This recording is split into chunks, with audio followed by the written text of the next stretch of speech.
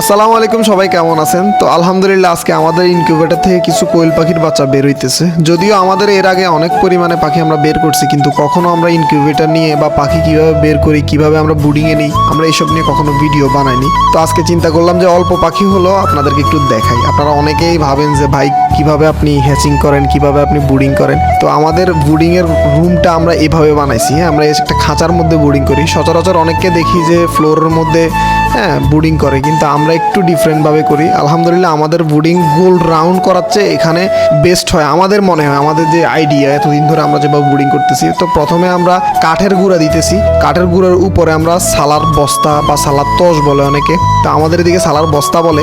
আমরা সালার বস্তা বিছিয়ে দিচ্ছি। প্রথম 3-4 দিন আমাদের ছোট ছোট পাখিগুলো সালার বস্তার উপরে থাকবে। তারপরে আমরা সালার বস্তাগুলো চেঞ্জ করে আমরা পাখিগুলোকে 4-5 দিন পরে তুষের মধ্যে দিয়ে দিব। তো আমাদের এখানে 6-7 দিনের যে বুডিংটা, এখন যেহেতু গরমকাল, এই 6-7 দিনের বুডিং ইনশাল্লাহ আমরা এরপরে বের করে ফেলি। তো আমরা প্রথমে পাখি যেহেতু বের করব, লাইসোবিট ওষুধ দিচ্ছি।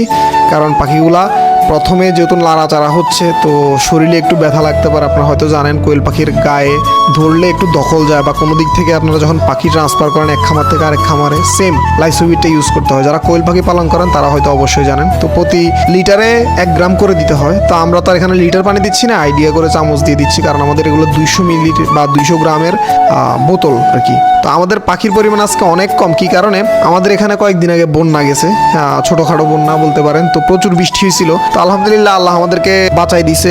আমরা ভাবছিলাম যে হয়তো বেশি হইতে পারে বন্যা, বড় ধরনের বন্যা। আমরা যেহেতু ফেনীতে আছি, তো সেই কারণে আমাদের ডিমে অনেকটা ডিম কালেকশনে অনেকটা সমস্যা হয়েছে। আমাদের যে বীজ ডিমগুলো আছে ওগুলো আমরা প্রপারলি নিতে পারি নাই, এবং অধিক বৃষ্টির কারণে আমাদের ডিমগুলোর মধ্যে এক ধরনের তোষ পড়ছে, ভিজছে যে, তো ওখান থেকে আমাদের ডিম নষ্ট হয়েছে অনেক। তো আমরা ভাইয়া ডিম বসাইছি, একসাথে বেশি ডিম বসাইতে পারিনি। তো আসলে এই কারণে এত অল্প পাখি না হয়, আমাদের সচরাচর এত অল্প পাখি বের হয় না। তো আপনারা আমাদের ইনকিউবেটরে দেখছেন হয়তো অনেক পাখি, অনেক ডিম, সরি, কিন্তু আমরা অল্প সামান্য পাখি বের করতেছি। বাকি ডিমগুলো আমরা পরে বসাইছি ভাগ ভাগ করে। এই প্রথম আমরা ইনকিউবেটরে এত কম পাখি বের করতেছি। যাই হোক, আল্লাহ রিজিকের মালিক আল্লাহ। আল্লাহ যেটা ভালো মনে করেন সেটাই হচ্ছে। আল্লাহ ভরসা আমরা চেষ্টা করে যাচ্ছি। তো আপনারা যারা এর আগেও আমাদের ভিডিও দেখে আমাদের থেকে পাখি নিছেন, আমরা সচরাচর বড় পাখিগুলোর ভিডিও করি, যে পাখিগুলো বিক্রি করি, কিন্তু আমাদের ইনকিউবেটর থেকে আমরা ছোট বাচ্চা কিভাবে বের করি, 0 বয়সের এগুলা কিভাবে বুডিং করি, কিভাবে এগুলোর পরিচর্যা করি, এখন পর্যন্ত এই ব্যাপারে কোনো ভিডিও আমরা আপনাদের সাথে শেয়ার করিনি।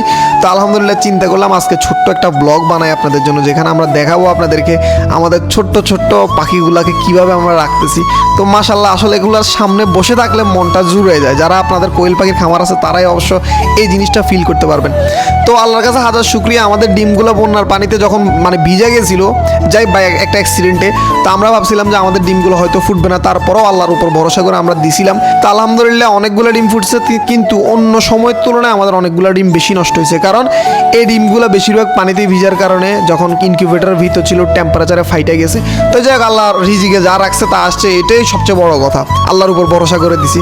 তো আমরা একটা একটা করে পচা ডিমগুলা বা যেগুলো ভিতরে বাচ্চা মারা গেছে ওগুলো চেক করতেছি, কারণ অনেক পাখি থাকে যেগুলা আপনার ডিমের ভিতরে দুর্বল অবস্থা থাকে, এগুলো ফাইটা বের হইতে পারে না। তো ওগুলো চেক করে দিতে হয়। তো আমরা ডিমগুলো চেক করে করে ফেলতেছি। তো আপনারা যারা ভিডিওটা দেখছেন, দয়া করে আমাদের পাখিগুলোর জন্য দোয়া করবেন, আমাদের খামারে যাতে আল্লাহ বারাকা দান করে, বরকত দান করে, আর অবশ্যই মাশাআল্লাহ বলবেন। তো পরবর্তী ভিডিওতে সবার সাথে আবারও দেখা হবে। সে পর্যন্ত সবাই সুস্থ থাকবেন, ভালো থাকবেন। আল্লাহ হাফেজ, আসসালামু আলাইকুম।